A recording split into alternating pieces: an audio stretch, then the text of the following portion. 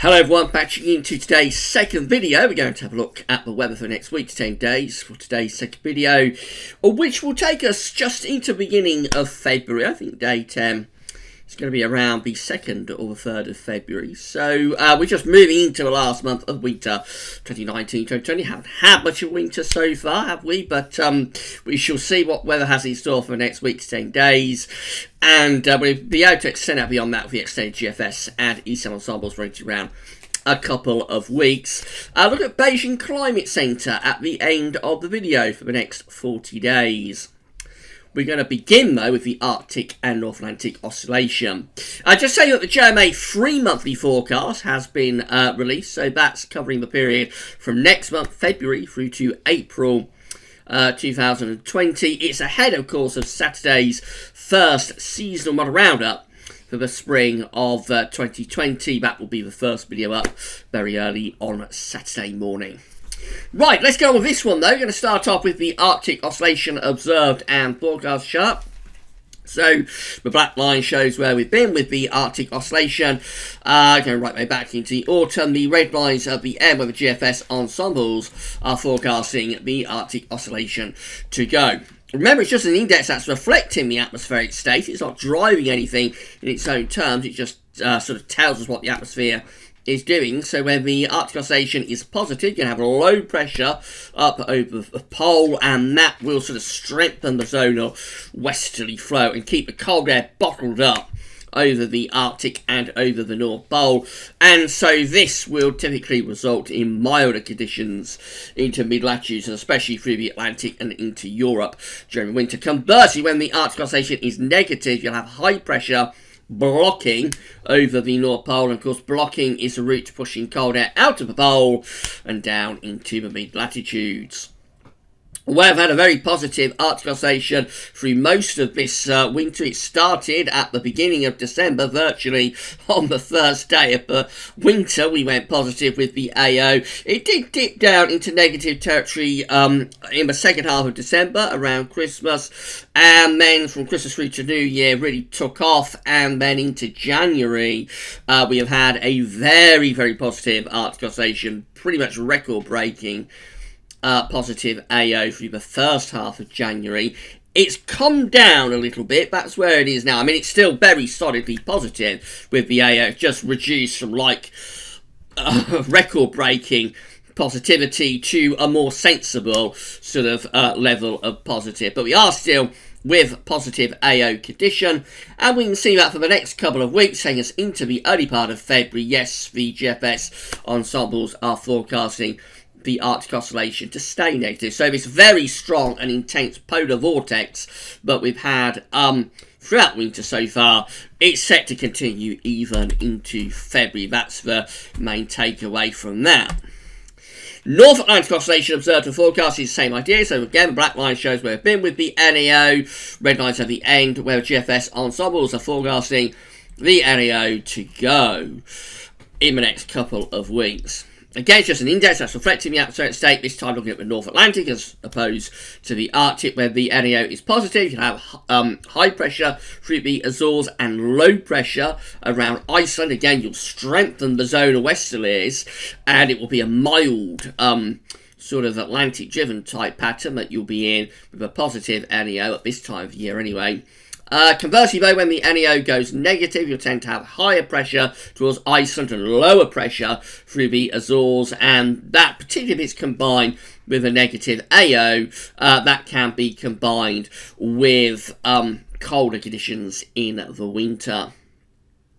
So the NAO has also been in a positive phase throughout this winter, similar to what we've seen with the AO. We haven't had record-breaking positivity of the NAO, so it's been more sensible, a more sensible level of positive. But you can see, but again, pretty much from the first day of December, we went positive with the NAO, and we've kept it there right way through winter. A few times we've gone close to neutral, but generally positivity of the NAO has stayed with us throughout this winter. That's where we are right now. So we're positive still with the North Atlantic oscillation. GFS ensembles for the next few days forecasting us to stay positive possibly dipping down towards neutral to very weakly negative sometime towards the end of January, and then through the first week of February moving back into positive territory. Again, this is closer to neutral compared to the Arctic oscillation. But I think if we put both the indexes together, the AO and the NEO, it is still really, for the next couple of weeks, a scenario to be driving in westerlies from off the Atlantic. So the Pest from the west, if you like, goes on. I think with the NEO just reducing a little bit, though, we possibly bring in some slightly colder air through particularly the early part of next week. We may start bringing some slightly colder air through the early part of next week, but it is still all very zonal, still driving in off the Atlantic, and you'll see that in a moment. So these are the 500 millibar high anomaly flow charts for the next week to 10 days from Penn State University.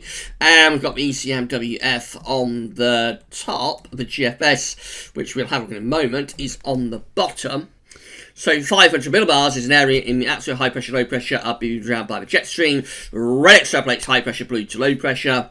You can see that the ECM has this big ridge of high pressure across much of southern Europe. So anyone who's planning to, in the week to 10 day time frame, so anyone who's planning to go down to the Med, like end of January into early February, you're going to be in some pretty decent weather there, actually. A proper taste of spring down there through the Mediterranean. For us, though, we remain with this trough of low pressure to our north and west in the Atlantic. Quite a strong jet stream continues to be heading in from off the Atlantic, so we remain quite unsettled. It will be mild, or at least mild at times. We'll alternate the air masses. Sometimes we will bring the air up from the southwest, and that's going to be a very mild wind direction. Other times, as the lows clear eastwards, we may bring in some colder air from the northwest. But overall, I think we probably average out still a little bit on the milder than average side. Having a look at the GFS, it's very similar. So again, we've got this low pressure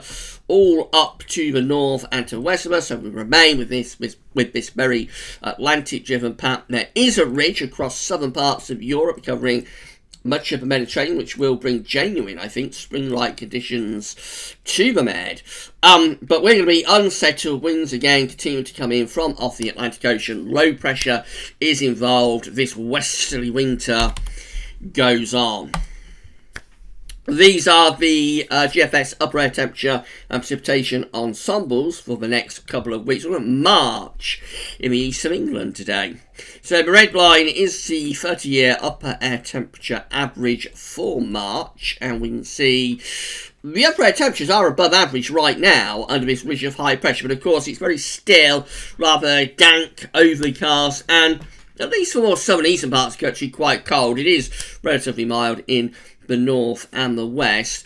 We're going to see this high pressure gradually declining as we go through into the weekend. By the early part of next week, we're into unsettled conditions and a bit of a cold snap showing up there through the early part of next week. So Monday to Wednesday will be quite chilly, probably cold enough for snow across northern parts of the country. Second half next week, though, goes milder again, and then through the first week of February, that's this period just here, through the first week of February, it seems that we're going to be generally on the mild and average side. We have these colder members down here, but I think they're up and down really, a lot of those, so they're just colder sectors, but are then alternating and being offset by milder sectors. Precipitation-wise, next few days are going to be relatively dry, but there is dampness within this high pressure. The cloud is so low and thick, but it is producing little bits and pieces of drizzle, so not completely dry. But from like the weekend into next week onwards, then it's going more unsettled. So starting dry up to the weekend, and then yes, it's getting more unsettled through the course of next week. Some rather big precipitation spikes there through the course of next week up to month's end. First week of February looks a little bit drier again though.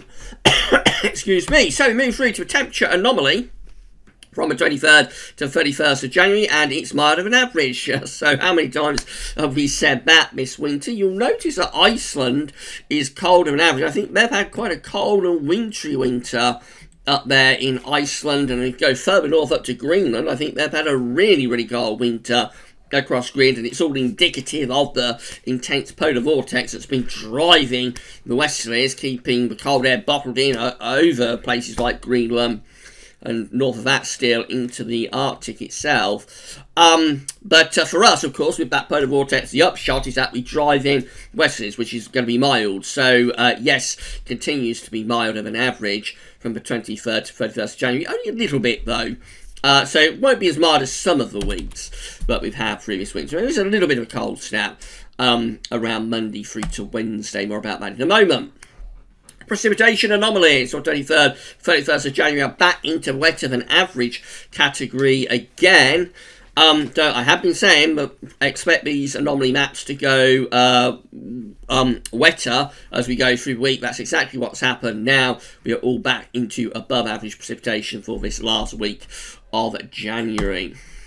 That's how the GFS looks for Sunday. So the breakdown of the high pressure is well and truly underway. By the time you get through to Sunday, there'll be a band of rain pushing across the country, followed by quite cold westerly winds that could well bring in wintry showers to northern western parts of the country. Monday, going to be quite a cold, showery sort of day. There's an area of low pressure that's developing down there. Now, there is a bit of uncertainty about this area of low pressure, but GFS has been whipping this up into a major storm. On the latest update, which is, of course, is this 6 o'clock run, it's not developing it as much, so it just brings a band of heavy rain sweeping in across the country, maybe some gales around southern coastal areas. And as that rain hits the cold air, possibly some snow on its northern edge, which will be most likely across parts of North Wales and North Midlands and Northern England, but it does depend how far north or south that system is. It does eventually develop into quite a significant storm, but it does it just to the east of us. So as it heads in towards Denmark around 6 o'clock in the morning on Tuesday, then it's developed into quite a deep area of low pressure. It's just how quickly this low pressure develops, how quickly it sort of bombs out, that will determine whether we get a widespread storm from this early next week, or whether it's just a band of heavy rain, quite strong winds, and possibly hill snow that we have on Monday. Once that gets out of the way, we go back into those cold and showery west to northwesterlies from Tuesday to Wednesday. Again, could well be cold enough for snow across the northern parts of the country. Then Thursday builds up this little transient bump of high pressure from the southwest, and then after that we begin to pull up milder winds from the west-southwest once again as we get towards month's end. This is Friday 31st of January. Milder air is coming back in from our southwest, and as we move up towards day 10, which gets us to the 2nd of February, we have got a proper push of southwesterlies bringing the air up all the way from like the Canary Islands or the Azores then. So a very mild start to February looks likely. Into more extended range, the GFS is having a go at building some high pressure to our east, you'll notice.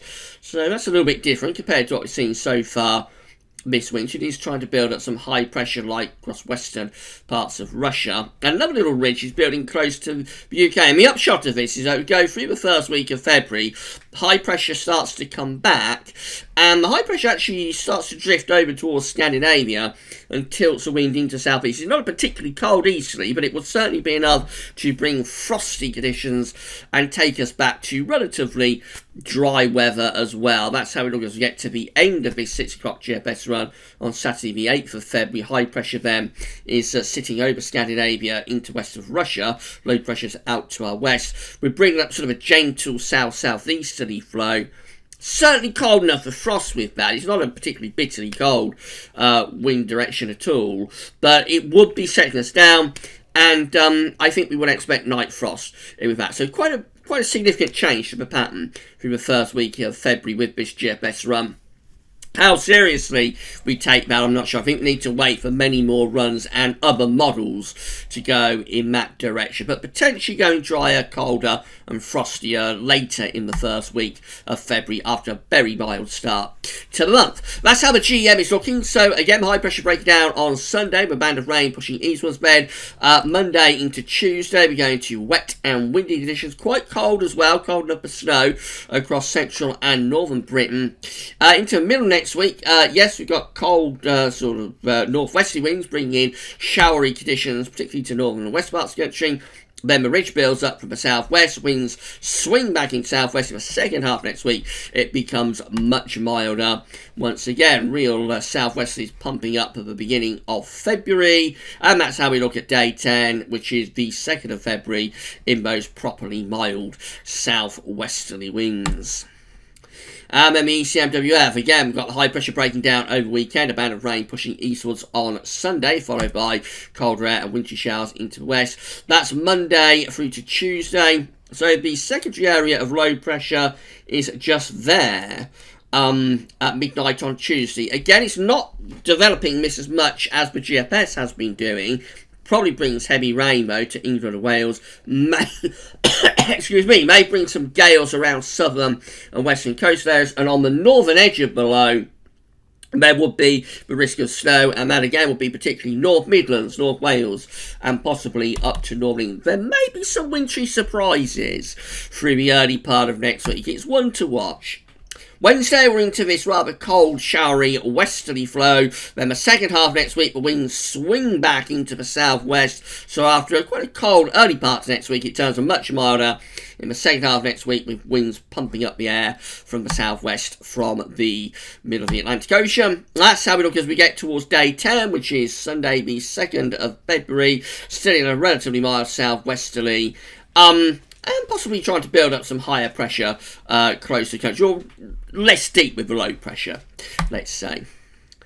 So this is a precipitation forecast based on that ECM run at meteo.com. Starting at the moment, it's mainly dry at the moment, except for rain in the far northwest of Scotland, although there is light sort of drizzly bits and pieces coming out of the low cloud and gloom. Anticyclonic gloom, of course. We move through in towards the weekend. It starts to turn more and south. It takes a while to do so, but eventually by Saturday through to Sunday, a band of heavier rain is heading in towards Ireland and western Scotland. That pushes eastwards during Sunday itself, possibly giving us quite a soggy sort of day on Sunday. As that gets out of the way, the air turns colder and showers becoming increasingly wintry for western Scotland and for Northern Ireland too.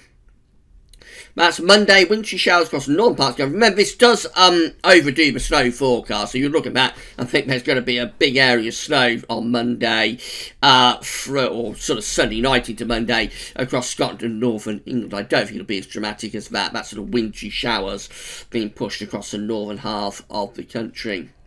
And then in comes this next area of low pressure, that's causing all sorts of problems in terms of how deep this low is going to get. Late Monday, heavy rain spreads in towards the south and southwest. That brings a real soaking to much of England and Wales. And across particularly North Wales, the North Midlands and Northern England, there is a risk of some snow coming in with that. Further north, we still have wintry showers across Scotland. All of that gets out of the way through Tuesday, and we're left with wintry showers in the north and in the west too. Rather quieter patch around middle part of next week, and then rain is returning from the west as we go into more extended range. This is much milder air, of course, coming up from the southwest late next week and into the first weekend of February.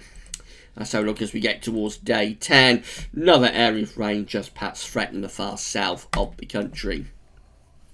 This is the option that's on the table within the ECM ensembles today for day 10, which gets us to the 2nd of February. 51 out of 51 members of the ECM ensembles have high pressure to the south and low pressure out to the north and to the west. We're dragging up very mild southwesterly winds with most of the rain in northern and western parts of the country. In 2 weeks' time, these are the options that we've got. This gets us towards the end of the first week of February, actually gets us to the 7th of February. So 22 members of the ECM ensembles with low pressure to our north and high pressure to our south. Winds are flat and westerly.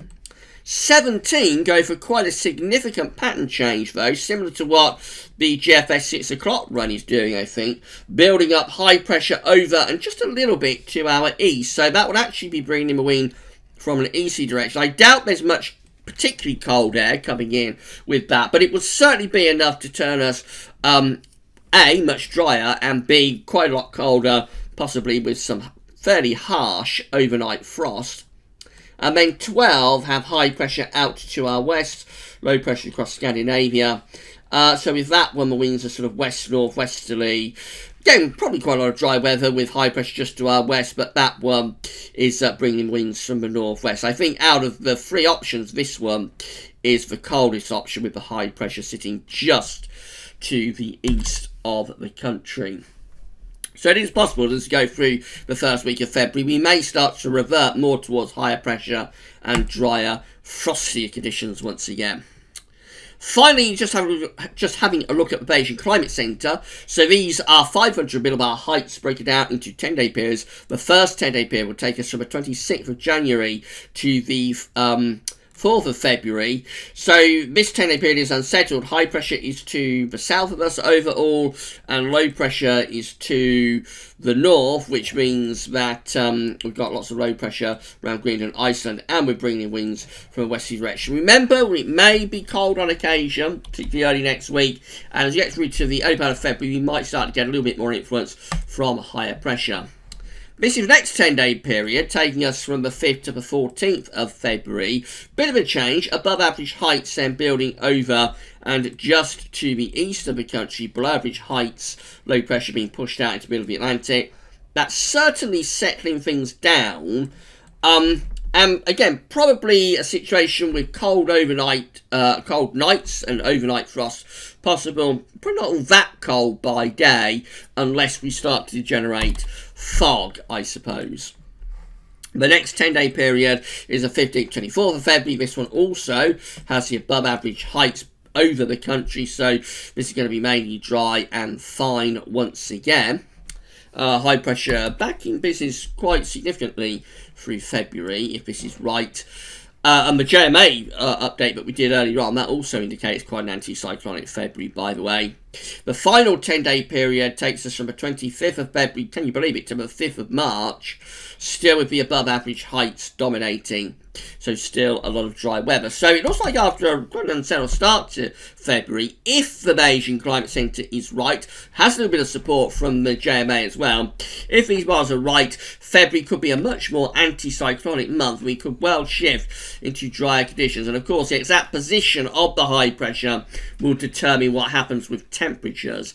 If we was able to start pushing that high pressure north and bring in proper eases, and obviously it would turn very much colder. However, on the basis of the evidence that we're seeing, it looks like the high pressure is likely to sit around the west of Europe, keeping us quiet and possibly quite cold by night, but daytimes could be relatively mild, let's say, unless we start building up fog. But anyway, we'll see where this is going to go, because it's a bit of a change on what we've had through this winter so far. Much more influence from high pressure, perhaps, in February. We shall see about that. Right, that's it for your videos for today. Tomorrow, we're going to have JMA Flow, which is a month-ahead look ahead, of course, and we'll have another week to 10-dayer as well tomorrow. So come back for all of the updates tomorrow. But that's all for now, and thanks for watching.